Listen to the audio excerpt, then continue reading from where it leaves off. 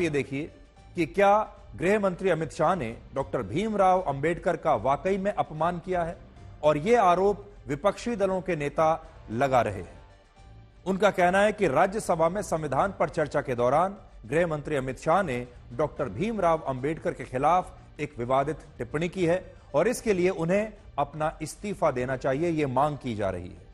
विपक्ष जिस 19 सेकंड के वीडियो के आधार पर गृह मंत्री अमित शाह का इस्तीफा मांग रहा है, उनसे माफी मांगने के लिए कह रहा है, सबसे पहले आप उस वीडियो को देखिए। सारे विवाद की जो जड़ है वो ये एक छोटा सा वीडियो है, पहले आप वो देखिए जिसे विपक्ष एक फुल टॉस बॉल की तरह ले रहा है, जिसे विपक्ष अपना बहुत बड़ा हथियार मान रहा है।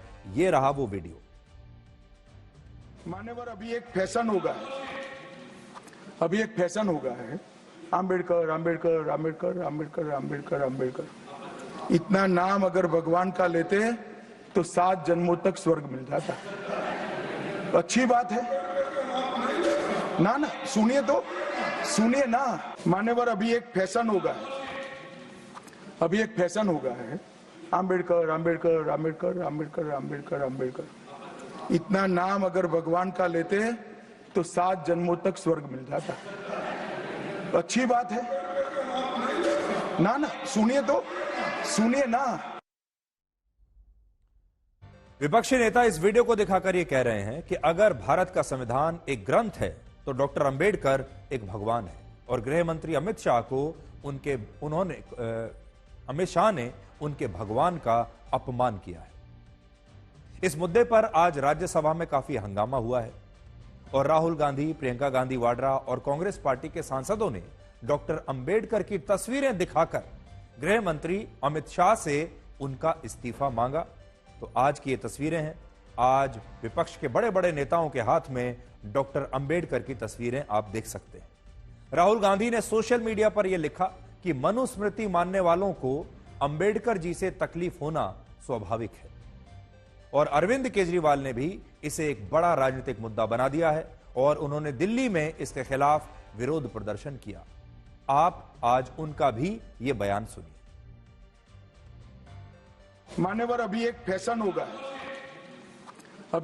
होगा है अंबेडकर अंबेडकर अंबेडकर अंबेडकर अंबेडकर अंबेडकर। इतना नाम अगर भगवान का लेते तो 7 जन्मों तक स्वर्ग मिल जाता। ये कॉन्स्टिट्यूशन के खिलाफ है। इन्होंने कहा, ये पहले ही कह रहे थे कि कॉन्स्टिट्यूशन को हम चेंज करेंगे। ये इसके खिलाफ हैं, अंबेडकर जी के खिलाफ हैं, उनकी विचारधारा के खिलाफ हैं। इनका पूरा का पूरा काम अंबेडकर जी ने जो किया और जो कॉन्स्टिट्यूशन है उसको खत्म करने का है, तो सब पूरा देश जानता है। मरने के बाद तो पता नहीं स्वर्ग मिलता है कि नहीं मिलता, लेकिन आज इस पृथ्वी के ऊपर ऐसे करोड़ों करोड़ों वंचित आज जिंदा हैं, क्योंकि बाबा साहब अंबेडकर ने उस संविधान में उन्हें जीने का और रहने का अधिकार दिया। जिस तरह से उन्होंने, अमित शाह जी ने बाबा साहब अंबेडकर का अपमान किया, करोड़ों लोगों की भावनाएं आहत हुई हैं। मैं खुद व्यक्तिगत तौर पे उनको अपना आदर्श मानता हूं, उनके बताए हुए रास्ते पे चलने की कोशिश करता हूं। दिल्ली में कुछ ही समय के बाद चुनाव होना है और हर नेता की नजर इस समय दलित वोटर्स के ऊपर है। अब बड़ी बात यह है कि क्या वाकई गृह मंत्री अमित शाह ने डॉक्टर अंबेडकर का अपमान किया है। इसलिए अब इसका एक फैक्ट चेक करते हैं और आपको गृह मंत्री अमित शाह का वो पूरा बयान सुनवाते हैं जिसे असल में छोटा करके काट के विपक्ष ने लोगों के सामने रखा है। अब वो पूरा की पूरा बयान आप सुनिए।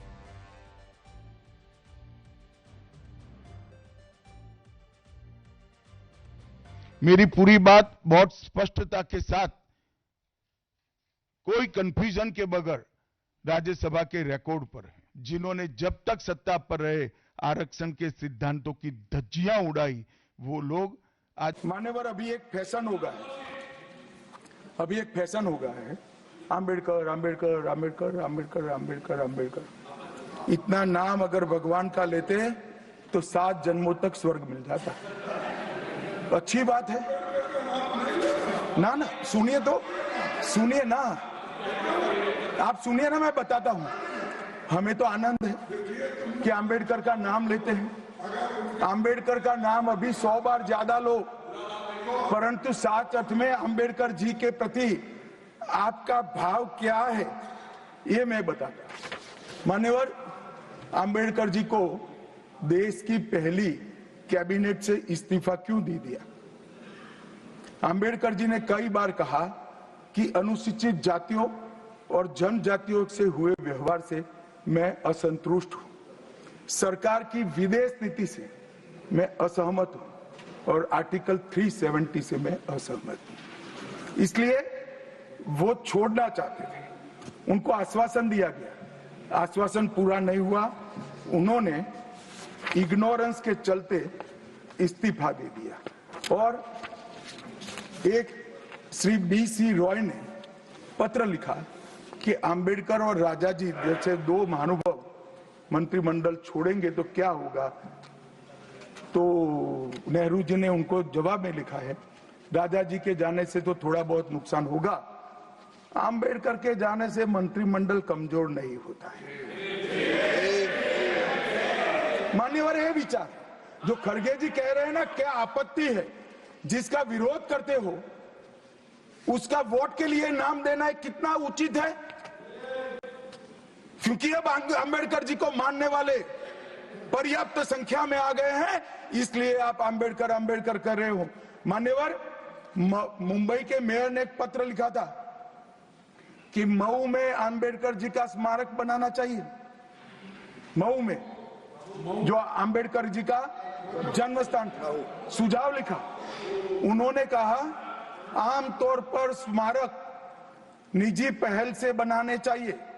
यदि सरकार किसी प्रकार की सहायता करती है तो वो उचित नहीं होगा। उनके कितने स्मारक बने साहब? कोई स्मारक अंबेडकर जी का नहीं बना, देश भर में नहीं बना। अंबेडकर जी के स्मारक कब बने? जब भारतीय जनता पार्टी सत्ता में आई, तब मऊ में डॉक्टर अंबेडकर के जन्म स्थान पर स्मारक बना। लंदन में अध्ययन करते थे, वहां स्मारक बना।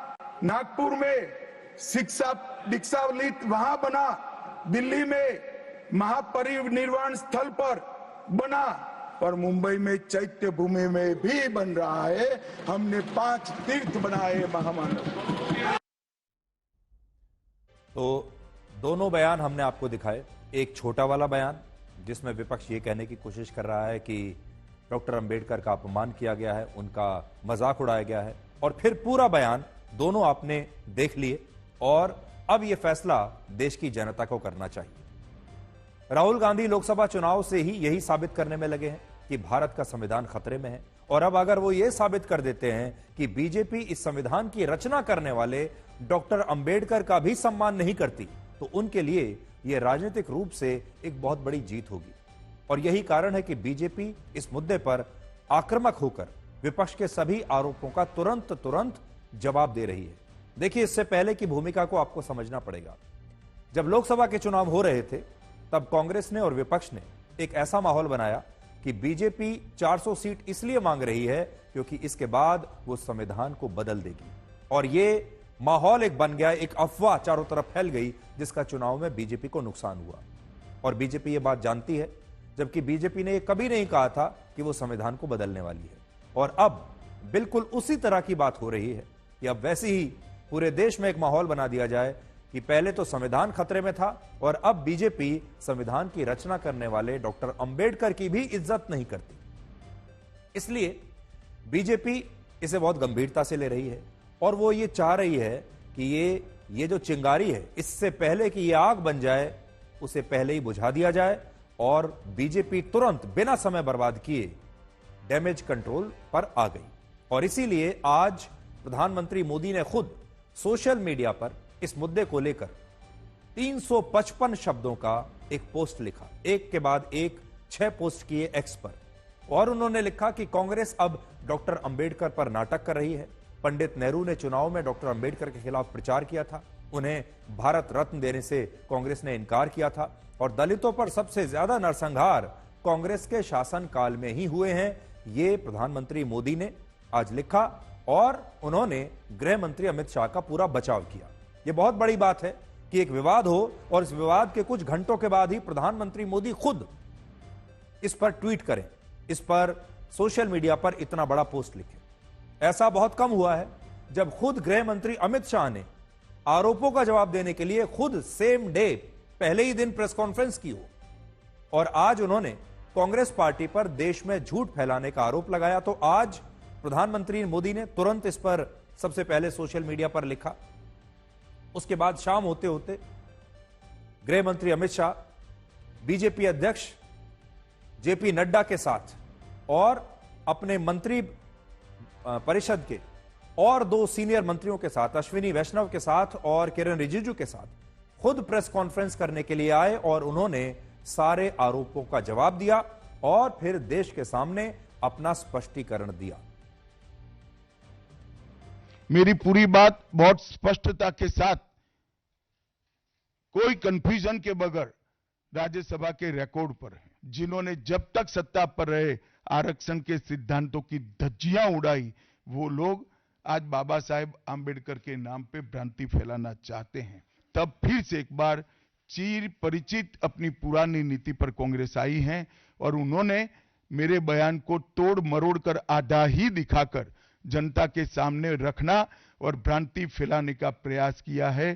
कृपया मेरा पूरा बयान आप सभी लोग जनता तक पहुंचाइए, तो दूध का दूध और पानी का पानी हो जाएगा। मैं उस पार्टी से आता हूं, उस संस्कृति से आता हूं, जो स्वप्न में भी बाबा साहब के विचारों का या बाबा साहब के स्वयं का अपमान नहीं कर सकते। मैं पार्लियामेंट के बारे में बाहर जवाब नहीं दे सकता, परंतु मैं इतना जरूर कह सकता हूं कि इसके सारे legal option Bharatiya Janata party तरासेगी। Parliament के अंदर और पार्लियामेंट के बाहर क्या लीगल एक्शन हो सकते हैं, वो सारी संभावनाओं को तराश कर भारतीय जनता पार्टी निर्णय करेगी।